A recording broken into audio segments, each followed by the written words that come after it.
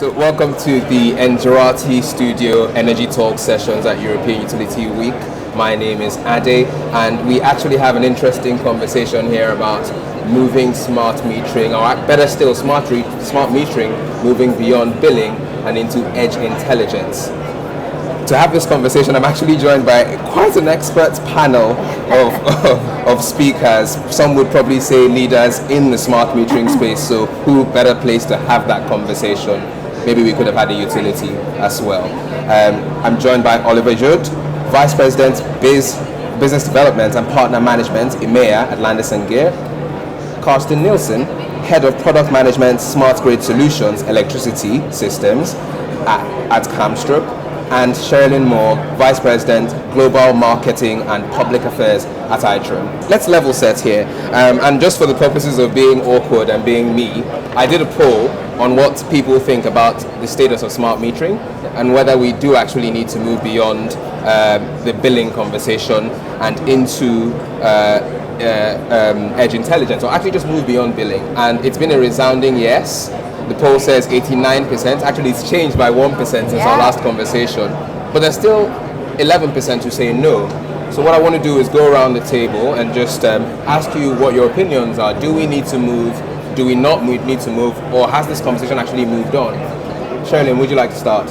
Well, I'd be happy to. When I think about the way the question is posed, I think that the answer is more, why wouldn't we move beyond the meter? When you think about the power of Moore's Law and technology and this whole movement of Internet of Things, the technology, the cost, and the price is coming down. Think about the capabilities in just 5 years of what we could do in our phones then versus what we can do now. Technology is unlocking new possibilities, and the cost, like I said, is making it much more accessible. And I think that is what unlocks the key of why not move beyond metering. And when we think about Internet of Things, it's more than just connecting. It's about creating true intelligence at the thing level or at the device level. And there's just a lot more capability that isn't necessarily more cost. So I guess my perspective is, if we can have technology that is for the greater good, whether we look at utility side benefits or consumer side benefits, and we don't pay more for that, who loses? So I know there's planning that needs to be involved, there's complexity in these systems, there's regulation that we need to address. But if we look at that step back at that big picture, my response would be, let's embrace what's available and let's lever the best that we can to make our grids the best that they can possibly be. It's probably a very rousing beginning to the conversation. Carsten, can you top that?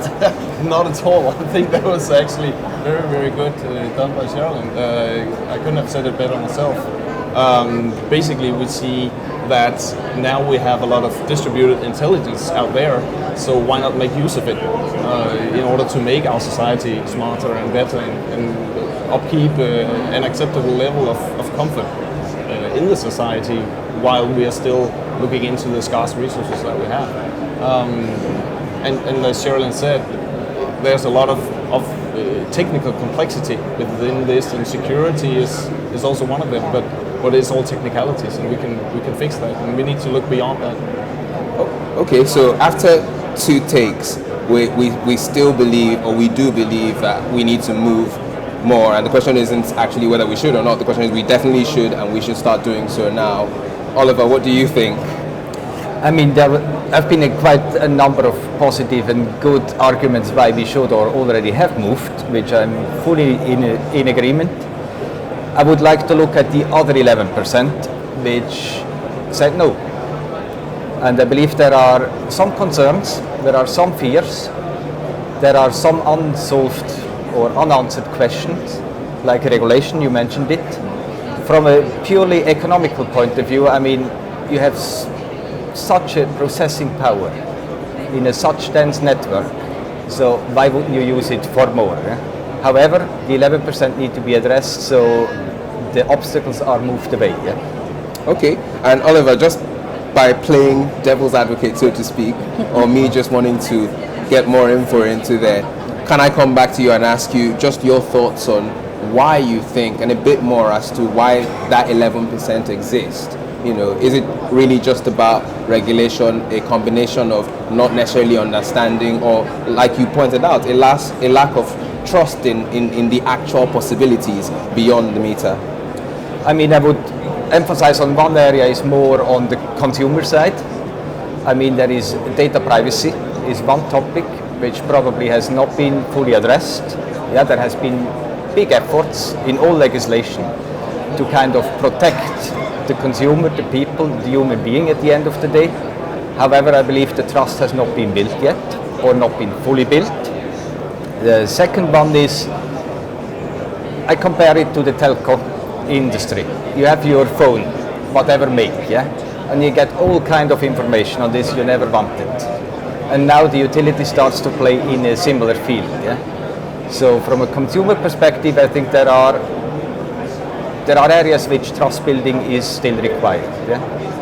From a utility or DSO perspective, I mean, there has been unbundling, and now all of a sudden they shall play in a different marketplace, so to speak, yeah? And I'm not so sure if everybody digested already the first change and now come a next change. So the pace of change has increased a lot in this industry, and I believe some of the 11% would just say, yeah, it's okay, but not yet, yeah? Okay, do you perhaps want to jump in, maybe add anything, or? Well, but I think it'd be remiss if we overemphasized 11% versus the 89% that see it here and now. That is, by any stretch of any imagination, the vast majority. But I think you're absolutely right. There are real concerns, and I think it's a good thing for us to continue to talk about some of those obstacles, because we collectively own, I think, overcoming the obstacles, finding solutions, and helping, whether it's education or solving the real complexities or the real issues that exist. So. Okay, and just for you to know as well, the poll is still going live. If you want to go and put your opinion as well, please do. Maybe things will change, probably it won't. Great, so we have this idea, edge intelligence, moving beyond the meter should be where we're going. Let's look at the smart meter vision, scrolling back to what the initial idea is and what we were intending. Sharelynn, do you want to start and perhaps give us a picture of what the vision for smart metering really is? Yeah, smart metering really, as originally defined, was how can we read that meter more frequently, and there could be selective command and control to give some capabilities such as shut off or remote disconnects, demand reset. So I think there was original belief that smart metering really is making it smart meant if we connect it, read it more frequently, and do selective command and control. And I think when we look at a smart meter vision now, it is looking much more akin to a sensor at the side of the home that is able to measure, monitor that usage, proactively notify you if conditions have changed, and even start peer-to-peer communications to triangulate issues at a transformer or localized level. So it's really extending, I think, beyond automating a meter to really becoming a smart sensor on the home as a critical asset for the DSO. So are you kind of saying to me that it was always an edge node? It was always a node on the edge? I think originally it was not. And I think one of the things that Itron believes is actually challenging the status quo of what we thought a smart meter was. And I think many of us, Itron included, have deployed millions of smart meters that really were just a way to automate that meter to read it more frequently. And I think the new capabilities of what we talked about really do change that paradigm. And today's smart metering is different than yesterday's smart metering. So I'm just making the distinction of what was with what is. Okay. And Carsten, you're nodding away. So I'm inclined to believe that you agree largely. Yeah, I do agree. And I might add to that being able to register a lot of data in the smart meter and transferring that to some sort of central processing system is not, data in itself is dumb, and big data is similarly equally dumb, but just on a bigger scale. So we need the edge intelligence, or we need the intelligence to be at the edge, to be at the smart meter, and for the smart meter to understand these data and process them, and then decide what to do with this data. Because much of the data, honestly, that we are able to register today and transfer to a central system are irrelevant at best. Okay. And Oliver, because you've already played a very, I wouldn't say pragmatic, but very brutal look at the reality of the situation. do you agree as well about what the vision really was for smart meters and smart metering? You know, when I look at it from a 2 steps back, not just one, to save energy or to be more efficient with our resources, I don't think the vision has changed much. I just believe that at the beginning of the smart metering kind of time, nobody could imagine at the time what can be done. So many of the areas came along the way. Like renewables integration is perfectly in the center of the vision. However, it needed a foundation, the smart meter network, to actually be able to manage such kind of resources. Yeah? So when we look at networks, obviously to have more efficient networks automatically leads to less energy consumption and less investments and less cost at the end of the day. So from this perspective, it has not changed much, but I think it's much richer now. But it has always been the foundation of a smart grid and smart community core. Yeah? Okay, so the consensus is that the possibilities are changing. The paradigm is shifting, so to speak, to use one of those ethereal words. But what are some of those edge intelligence and distributed energy resources opportunities for smart meters and smart metering? How can smart metering actually play a role in this new evolving space? Let's go around the table again. Sharelynn, what do you think? Well, I think increasingly smart metering can be used as a tool to engage consumers in much more real-time understanding of what they're using, notifying them if power is off, notifying them in a timely manner when power is going to be back on, notifying the utility when troubled conditions exist, but also maybe even resolving some of its own issues, self-healing. We're looking at pilots where you're bringing in solar, some building level measurement and monitoring from a typical smart metering application, but the ability to micro island itself when the need exists, and having the smart meter play a key role in helping manage that connectivity. I mean, there really are some really compelling things that smart metering enables, from renewable integration, like you mentioned, through consumer engagement to much more sophisticated grid management that the utility can benefit from. So there's really, I think, kind of those 3 categories of capabilities. And just for the avoidance of doubt, at Itron you have a global take on this. So where are you seeing these use cases? Are you seeing this predominantly in certain regions? Where we are at European Utility Week, are we seeing a lot of these in Europe as well? I would definitely say that Western Europe and the United States are doing some of the more progressive pilots. That's where we see a lot of that, where in some of the other regions, we're really creating robust, proven, more AMI grid systems predominantly. But some of the pilots and deployments that we're doing now around renewables are happening both in Europe and discussing with customers Europe as well as US seems to be on the leading edge. Okay, and Carsten, are you perhaps, how are you seeing some of these users, engage, or end customers perhaps, or utilities engage this wider smart metering promise at the grid edge? Are you seeing use cases maybe similar or even some different use cases in your networks? Well, I'd say quite similar to what Sharelynn has said. Being at the edge means that actually we have the smart meter has 2 interfaces, as Sharelynn mentions, one towards the utility and another towards the consumers. And in order for the smart meter to be really intelligent, then it needs to engage the consumer in an intelligent way. And I think the use cases that we see or have seen so far is usually evolves around notifying the consumer of current consumption and price signals and things like that.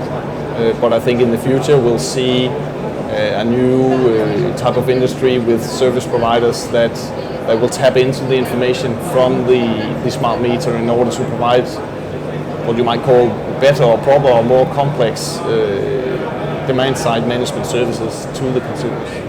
Okay, and Oliver, I don't know if the guys have already covered off what there is, or is there more to this? Is there something that we've missed? I think for the near term, all is said almost. And obviously, I would want to come back to what I said before. we learn by walking the way. Yeah? And there will be use cases coming up tomorrow, next week, next month, next quarter. I believe one of the changes can really be that it's kind of a new marketplace in the sense of we have so much more information about consumer behaviors, which allows far better tailored offerings to the individuals. Now, having said this, I mean, we were talking about the structure of the energy provision has changed from a top-down, big generation plants down to the end consumer, and now we have a distributed network of storage, renewables, central generation, and all shall work together. And similar, I would see this in the consumer world, that the consumer has been kind of at the end of the chain. Yeah, he got electricity or gas or water and got a bill. These were the two transactions fundamentally between a market player like a utility and the end consumer. With this kind of digital reach out into the home, there are new possibilities to address the consumer in a far more individual way. I think I agree with the point that you're making, and want to emphasize we don't even know what is possible as far as when we say engaging the consumer. But what we do know is when you have real-time access to what that customer is using, you have high-resolution data to understand maybe even the load profile of what's going on in that home, you are putting yourself in a position as a DSO to become an energy services broker, whether you provide those extended services or you're making the information or the capabilities available so that innovators that are really good at doing this can think of these new ideas, whether they're devices in the home, things on our smartphones, or programs that make the consumers more comfortable or more convenience or more control. So I think there's so much more that it's even hard to envision what's possible. Absolutely. Okay, so we've got an image here of some of those use cases and how you can do this at the edge. What about the services and the smart meter offering that you're pushing to the market? Are we moving perhaps from here's a meter and the infrastructure around it to here are some actual services, perhaps the software and the intelligence around which to do something with said data that we're offering to, say, utilities, for example, or any meter operator, so to speak? Are we seeing that kind of change with the products that are offering that we're offering to the market? Perhaps let me go around the table again. Start with you, Sharelynn. Yes, for Itron, we see tremendous opportunity, whether we're deploying a very traditional smart metering, maybe in the vision 1.0 of a smart metering system. We see great opportunity to not just bring the data back, but be part of the solution and creating outcomes out of that data. Whether it's analyzing the usage at a granular enough detail to do transformer load monitoring, that's a solution Itron's talking about here at European Utility Week, Itron's DTM, to be able to do that. So in traditional smart metering, we absolutely see the opportunity to take the data from these meters and create intelligence on top of that, whether it's using a cloud solution or a fully service model to be able to actually solve problems for our utilities with the data and the smart metering investment they've already made. In addition, when we talk about distributed intelligence and these new vision of smart meters, and they can solve these problems themselves, we can envision a world where apps are running on the meters, and you can buy different apps based on the type of problems that you need to solve as a utility or the type of services you want to offer your consumers. So we very much see investing in services and solutions and these analytics, both at the edge and in the cloud, as far as back office, across any version of smart metering solution 5 years ago or into the next 5 years. It's very interesting because it looks like we're painting a picture here of outcomes as a service, perhaps, building a picture here that at the end of the day, the meter is just part of the system. Yeah. Carsten, do you agree with this future of more services? What do you think? Yeah, we're actually seeing the same shift in discussions with our customers. That it's registering consumption today and bringing that information to the data center is a commodity.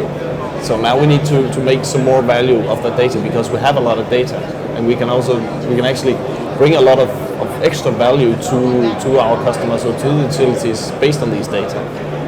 So we're looking into ways of describing these use cases and also sort of realizing them together with our clients. And if we come back to the naysayers, the 11%, then I would say they are probably might be based on at least that we're not good enough at doing that, because there are some use cases that will still need to showcase themselves as being really good. Okay, Oliver, and this is quite interesting because in your role as Vice President of Business Development and Partner Management, I imagine the impact of painting that picture and giving people access to that dream is probably one of the issues you have to rack with in your role. So how is that space panning out for you? Are you talking to customers about this possibility and they're going, yeah, we get it, we understand? Are you talking to partners and they're also keying in? Or is there perhaps a gap, maybe a knowledge gap, an understanding? What's your take? Let me answer in two parts. Yeah, I strongly believe that the more service-oriented business, more service-oriented utility value proposition will increase a lot. Now we have a system in place which is a smart metering. We have, on the other hand, we still have a gap.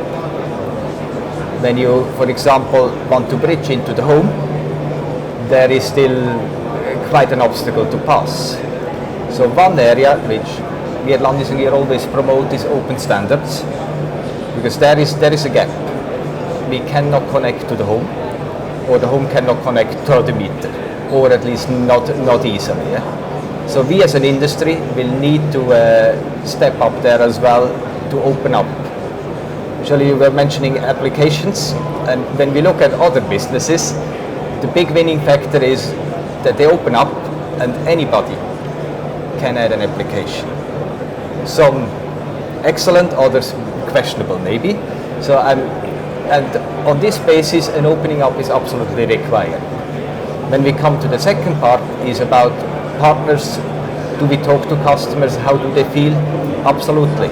I'm convinced this will generate a new ecosystem actually, because the traditional players, yeah, you will see all of them having a booth here, but you see lots of people which you would not have seen 10 years ago at such a trade show. Yeah? So this means there will be new players, there will be a different ecosystem, and companies like Landis+Gyr would need to form partnerships to address all the aspects of this new challenge or opportunity. Yeah? Okay, that's. Oh, sorry, Sharelynn, did you want to add something to that? No. Well, that's great because it leads us on to those realities and the practicality of actually achieving this reality, this dream, this picture. So let's perhaps go around and look at what we're actually doing, or what needs to be done to get us there. You've already painted a picture there about opening up, needing to include some of the wider players and the concentric circles. Sharelynn, one of the things that you were really keen on talking about was the behind the meter conversation, and I was wondering how you're factoring that into, or how the market is, or how the market is and what the market needs to do to include that behind the meter possibility into the conversation. Well, I think the biggest challenge is from a regulatory standpoint, and ensuring that utilities are being incented and encouraged to take advantage of the capabilities that are available today, without as rigid of a view of what a smart metering could and should be. So I think that regulation is a key. The other component is to continue the relentless pursuit of standards and interoperability. We recognize, much like you mentioned, that we need to create ecosystems. We need to be able to create choice, and we've been making very great progress, but continuing to support this standards making and the regulatory, I think, are two of the really important elements, and then fostering this environment of collaboration with events such as this. So DLMS COSM, a lot of bodies working very hard on this, and it's so that's something that we're very committed to. Okay, and Carsten, you've probably got the tricky task now of perhaps mentioning another area that needs to change. I remember in our previous conversations, you talked about the communication standards being enabled, the privacy and security issues being dealt with. Will these and do these also factor into some of the challenges around the bigger metering conversation, the wider edge intelligence opportunity? Oh yeah, definitely, most definitely. I mean, just as Oliver said, being at the edge also gives us the opportunity to, that's a foothold inside the consumers' homes. But if we cannot connect to anything out there, then what's the point? So we definitely need to open up our standards. We need to make sure, as an industry, that we give the vendors of household gadgets a possibility of attaching or at least some way of communicating with the meter in order to really get something out of these data that we can actually provide from the meter. So we're working together with the European Smart Meters Industry Group in order to try and open up these protocols and make sure that they are interoperable. But it is a huge task. It does sound like it as well. Look, we're getting to the end of the session, and I want us to round off on just a round the table thing. You know, for someone tuning into this session, perhaps maybe even the audience right now, if there is a DSO representative sat there, or a regulator perhaps who's curious about the changes, Lord knows, what is that one piece of advice you can give to them in terms of enabling or engaging this new landscape? Sharelynn, do you want to kick off? Well, I think I've made a few points about embracing technology and taking advantage of what's available. And this advancement technology is going on outside of our industry and it has a lot of promise. So I think I've covered that already. So I think what I would close with is maybe a more practical point that even with the standards and interoperability and the promise of everything just coming together, there's a lot of planning to do these projects well because every utility is unique. Every customer segment based on what region they are in Europe is unique, and I think that planning up front and creating a solution and a roadmap as a utility and that is unique to you and picking the partners that can help you fulfill that vision is, I think, an incredibly important part of the process. And I think that helps make or break really successful deployments. Okay, Carsten, would you like to? Yeah, well, actually my advice would be to flip the thinking upside down. Stop worrying about technology because that's just a practicality. We can figure that out later on. Think about what is it, what main features do you want to provide, what main services do you want to provide, what are your basic business needs, and then based on that, I'm pretty sure with all the different protocols and standards we have out there, we'll probably figure out a technical solution to the problems. But figure out what is it that you actually want to do.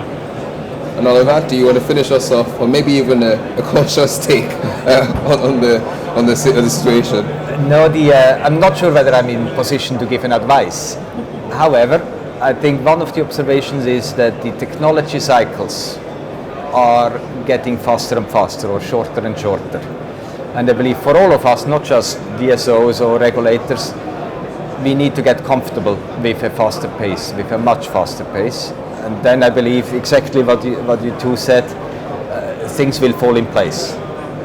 Well, I think that's a brilliant place to bring this discussion to an end. So thank you all for your contributions and insights. Yeah, that was fun. Thank you very much. Thank you for having us. Thank you. Thank you, Sharelynn. Thank you all for tuning into this session. If you'd like to see more information and insights on smart metering, perhaps the edge conversation, intelligence and data analytics, please check out the other sessions on our screen. Thank you.